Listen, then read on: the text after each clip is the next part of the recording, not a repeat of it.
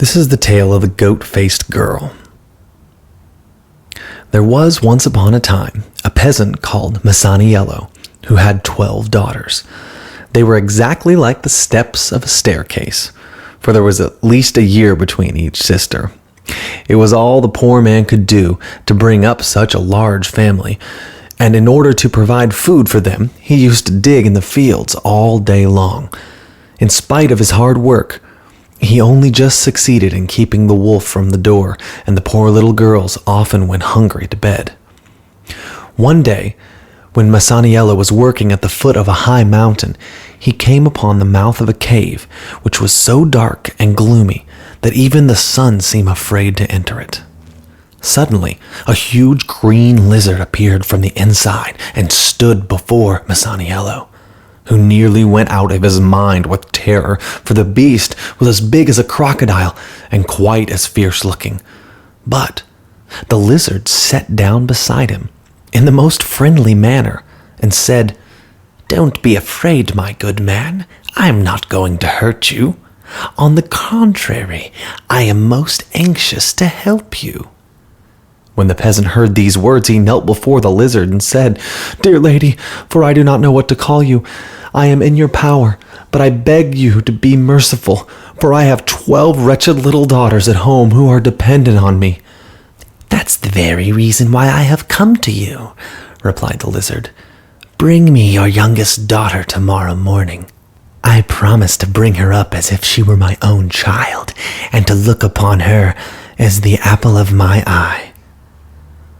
When Masaniello heard her words, he was very unhappy, because he felt sure from the lizard's wanting of one of his daughters, the youngest and the tenderest too, that the poor little girl would only serve as dessert for the terrible creature's supper.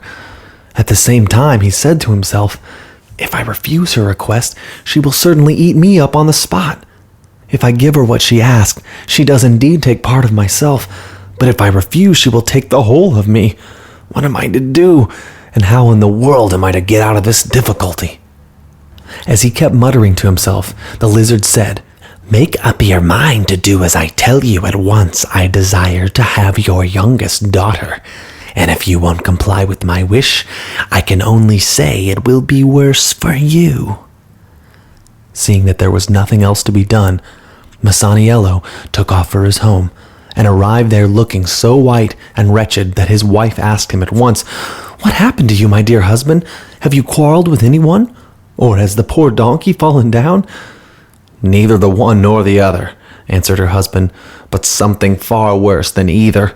A terrible lizard has nearly frightened me out of my senses, for she threatened that if I did not give her our youngest daughter, she would make me repent it.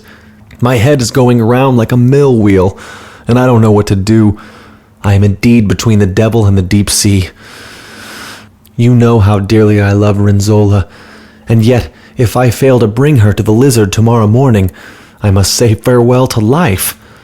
Do advise me what to do." When his wife had heard what he had to say, she said to him, "How do you know, my dear husband, that the lizard is really our enemy?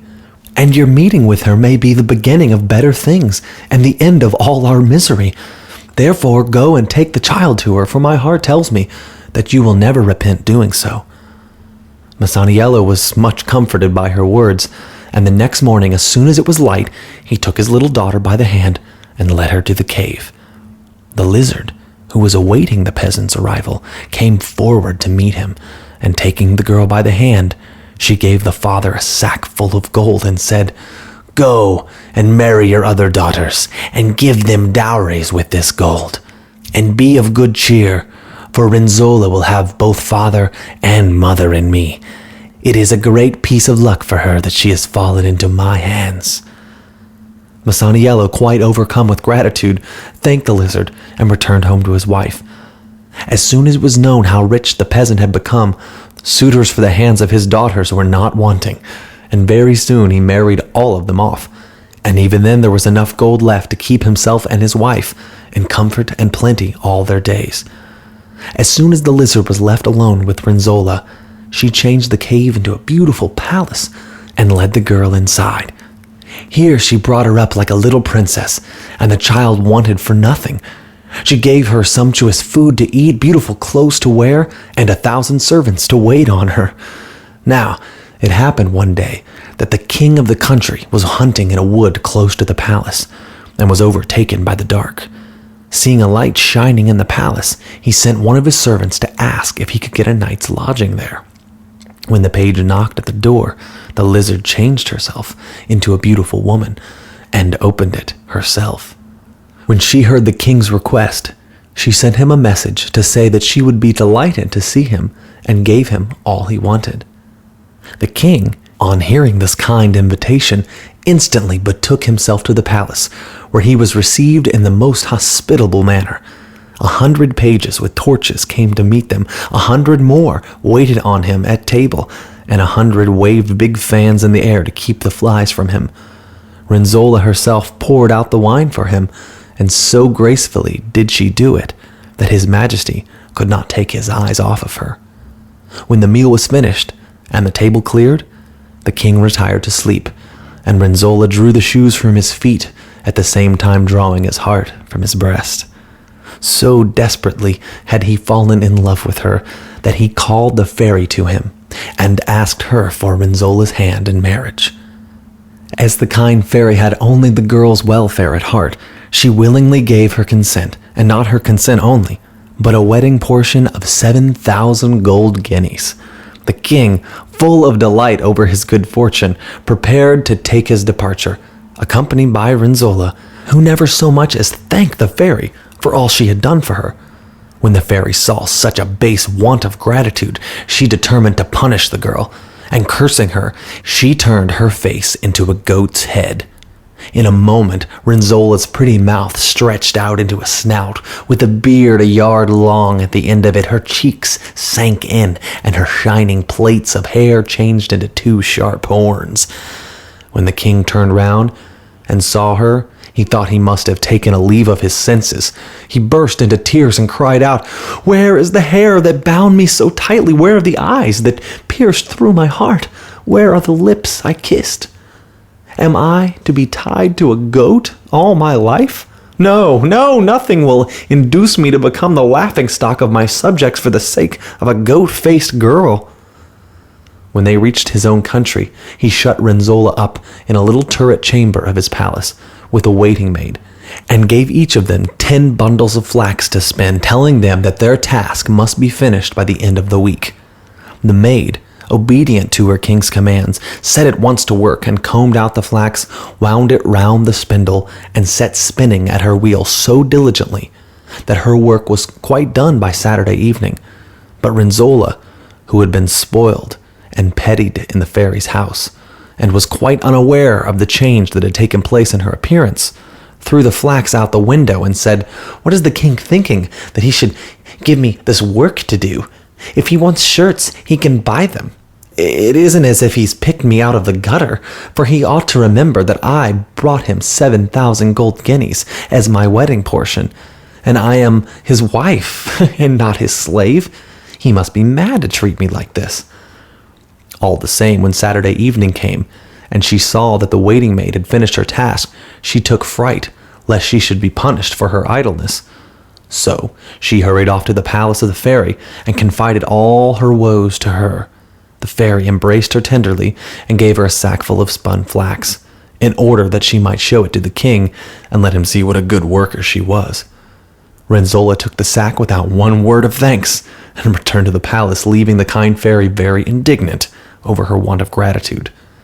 When the king saw the flax all spun, he gave Renzolla and the waiting maid each a little dog and told them to look after the animals and train them carefully. The waiting maid brought hers up with the greatest possible care and treated it almost as if it were her son. But Renzolla said, "I don't know what to think. Have I come along a lot of lunatics? Does the king imagine I'm going to comb and feed a dog with my own hands?" With these words, she opened the window and threw the poor beast out, and he fell on the ground as dead as a stone. When a few months passed and the king sent a message to say he would like to see how the dogs were getting on, Renzolla, who felt very uncomfortable in her mind at this request, hurried off once more to the fairy. This time, she found an old man at the door of the fairy's palace, who said to her, "Who are you, and what do you want?" When Renzolla heard his question, she answered angrily, "Don't you know me, old goat beard? And how dare you address me in such a way?" "The pot can't call the kettle black," answered the old man, "for it is not I, but you who have a goat's head. Just a moment, you ungrateful wretch, and I will show you to what a pass your want of gratitude has brought you." With these words, he hurried away and returned with a mirror, which he held before Renzolla. At the sight of her ugly, hairy face, the girl nearly fainted with horror, and she broke out into loud sobs at seeing her countenance so changed. Then the old man said, "You remember, Renzolla, that you are a peasant's daughter, and that the fairy turned you into a queen, but you were ungrateful, and never as much as thanked her for all she had done for you. Therefore, she has determined to punish you. But if you wish to lose your long white beard, throw yourself at the fairy's feet and implore her to forgive you. She has a tender heart, and will perhaps take pity on you." Renzolla, who was really very sorry for her conduct, took the old man's advice, and the fairy not only gave her back her former face, but she dressed her in a gold-embroidered dress, presented her with a beautiful carriage, and brought her back, accompanied by a host of servants, to her husband. When the king saw her looking as beautiful as ever, he fell in love with her once more, and bitterly repented having caused her so much suffering. So Renzolla lived happily ever afterwards, for she loved her husband, honored the fairy, and was grateful to the old man for having told her the truth.